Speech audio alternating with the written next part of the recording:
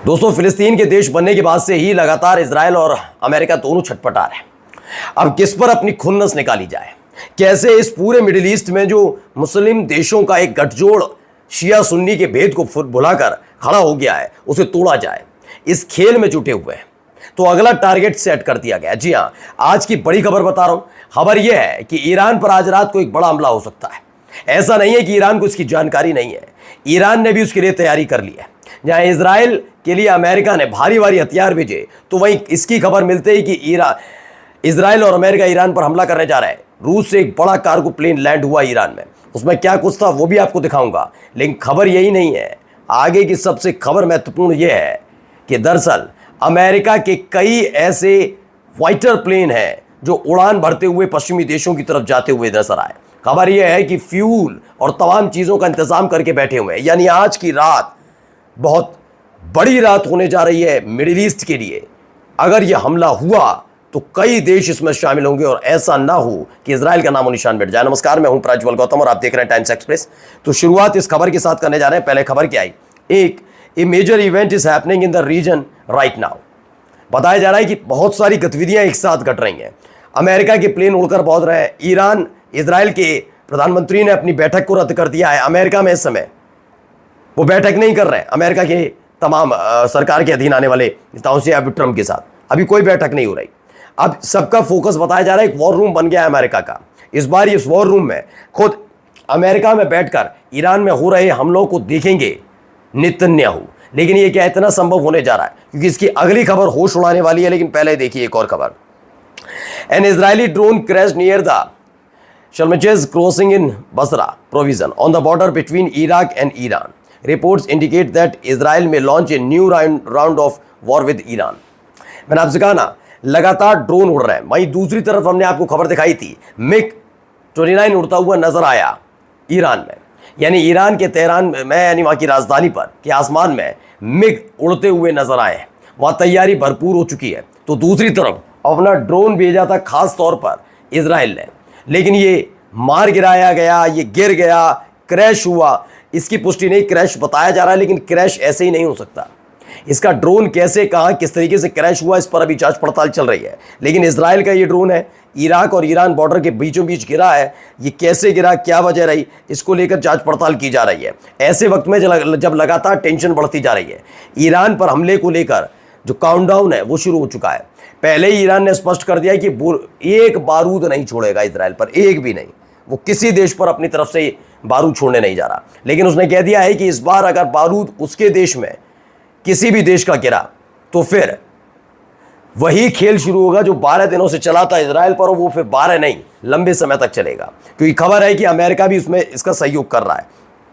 अगली खबर देखिए, लैवरोव वॉन्स हैं they are planning to attack Iran. They are यानी कि अमेरिका और इजराइल ईरान पर हमले की प्लानिंग कर रहे हैं। रशिया के फॉरेन मिनिस्टर हैं सर्गेई लैवरोव ने तास न्यूज एजेंसी को बताया, there is a real threat of an attack against Iran. यह बताया गया है, खुफिया सूत्रों से हवाला से जानकारी मिली है कि there is a real threat, यह हकीकत है कि एक बड़ा हमला ईरान पर होने जा रहा है। Inform sources added that planes are already being drawn up to carry out the strike. कह दिया गया है कि पूरी तरह से तैयार हैं प्लेन जिनके जरिए ईरान को निशाना बनाया जाएगा। ईरान को निशाना बनाने के लिए पूरी तैयारी इजराइल ने अपनी तरफ से कर ली है। अमेरिका ने कई साजो सामान इजराइल पहुंचा दिए हैं। ऐसी खबरें निकल कर सामने आ रही हैं। यानी एक तरफ बताया जा रहा है कि इजराइल पूरी तरह तैयार है। अच्छा, क्यों ईरान के बारे में पहले आपको बता दूं। फिलिस्तीन के मुद्दे पर ट्रंप और नेतन्याहू दोनों धूल चाट चुके हैं। फिलिस्तीन के मुद्दे पर जो किया इजराइल ने फिलिस्तीन में, उसे लेकर पूरी दुनिया भर में गुस्सा है इजराइल को लेकर। अब वो समझ गए यहां तो खेल नहीं हो पाया, लेकिन ईरान को सबक सिखाना बहुत जरूरी है कि फिलिस्तीन इतनी जल्दी ताकतवर नहीं होगा।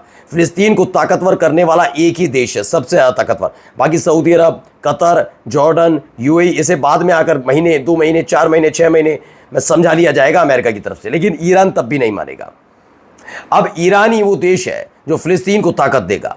ऐसे में फिलिस्तीन को ताकत देने वाले ईरान को सबक सिखाना जरूरी है। हाल ही में आपको मालूम है स्नैपबैक सैंक्शन लग कर चुका है, जिसमें कई वो पश्चिम देश जो खास तौर पर फिलिस्तीन के साथ खड़े हैं, उन्होंने ईरान के मसले पर ईरान का साथ छोड़ दिया। उन्होंने कहा ना, हम तो इस मसले पर तो साथ खड़े हैं, ईरान के साथ हम नहीं देंगे।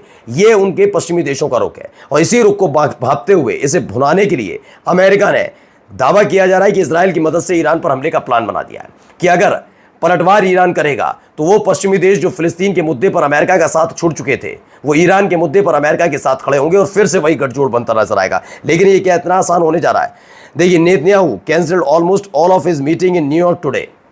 कई बड़ी मीटिंग्स होने जा रही थी, इसमें दावा किया गया कई बड़े नेताओं से मुलाकात करनी थी, अभी हाल ही में इन्फ्लुएंसर से मुलाकात की थी, कई सारी मीटिंग्स उनकी लगी थी। लेकिन खबर है कि एक बड़ा हमला जो आज रात होने जा रहा है उसकी तैयारी में नेतन्याहू और ट्रंप दोनों जुटे हुए हैं कि ईरान को कैसे सबक सिखाया जाएगा और ईरान पर हमला करके कैसे मिडिल ईस्ट में जो फिलिस्तीन के पक्ष में माहौल बना हुआ है उसे दबाया जाएगा। यकीन मानकर चलिए, अगर ईरान पर हमला होता है तो कई समीकरण फिर से बदलते नजर आएंगे, क्योंकि ईरान के समर्थन में समूचे पश्चिमी देश नहीं है।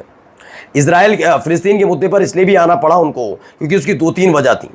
वजह यह थी कि एक तो तस्वीरें ऐसे सामने आ रही थी जो मानवता के खिलाफ थी, दूसरा वो मुस्लिम देश था, शिया और सुन्नी के भेद को मिटाना जरूरी था। अगर हाँ वाकई फिलिस्तीन का एक एक बच्चा इजराइल पर हमला कर रहा होता तो कोई देश ऐसा नहीं करता। लेकिन उन्होंने कहा जहाँ थू थू हो रही है, हमारी जनता हमारे को लताड़ रही है, तो फिलिस्तीन के समर्थन में हमें आवाज़ उठानी होगी। तो यही सारा खेल हो रहा है।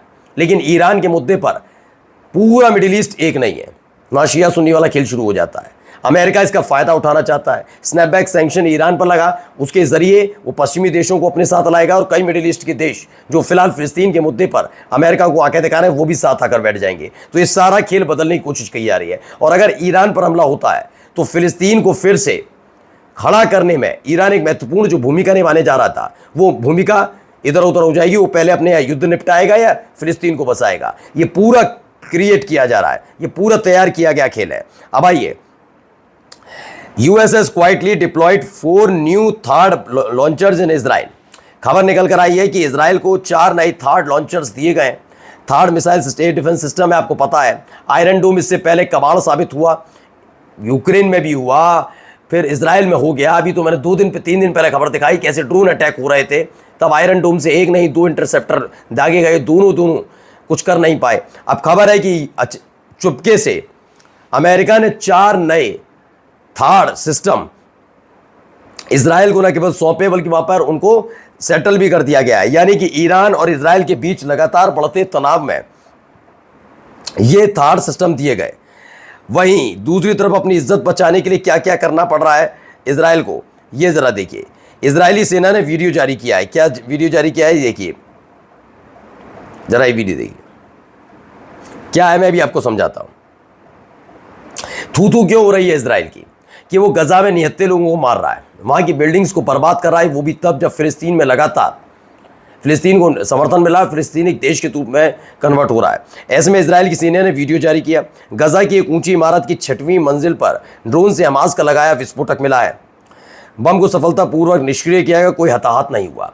यह दावा किया जा रहा है कि जितनी बिल्डिंग्स गिर रही हैं वो इजराइल नहीं गिरा रहा है, बल्कि हमास खुद उन बिल्डिंग्स को नुकसान पहुंचा रहा है दुनिया भर में प्रोपेगेंडा फैलाने के लिए। लेकिन फिलहाल इजराइल पूरी तरह से एक्सपोज है। दरअसल वो फिलिस्तीन के मुद्दे पर तमाम देशों को फिर से अपने साथ लाना चाहता है कि हमास है, हमास ही अपने देश को बर्बाद कर रहा है, तमाम चीज़ें। लेकिन ये सब क्या इतना आसान हो जाएगा? नमस्कार।